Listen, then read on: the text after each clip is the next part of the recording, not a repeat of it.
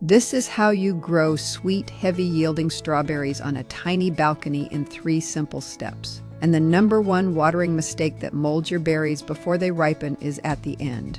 First, choose a day-neutral strawberry variety, something like Seascape, because it keeps producing over a longer stretch instead of giving you one short flush and calling it done.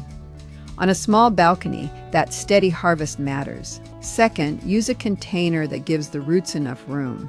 A pot about 8 inches deep or a little more is a good start, because crowded roots make for tired plants and stingy berries. Fill it with a light mix that drains well, such as 2 parts peat moss and 1 part perlite.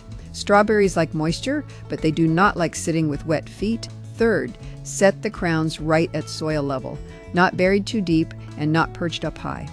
If the crown is smothered, it can rot, and if it sits too exposed, the plant struggles to settle in. Feed the plants every 2 weeks with a balanced fertilizer mixed into water at a gentle strength. That steady care helps the plant put its energy into flowering and fruiting instead of merely surviving. With the right variety, a roomy pot, and loose soil that drains well, one plant can reward you with a fine bowl of berries over the growing season. Now let me close the loop on that watering mistake, because this is where many good-looking plants go wrong. The #1 mistake is watering from overhead and soaking the leaves, flowers, and fruit. It seems harmless, especially on a warm day, but it creates the damp conditions that invite gray mold to settle onto berries as they mature. That is the rot that turns a promising harvest soft before it ever sweetens properly. Instead, water slowly at the base of the plant, right on the soil.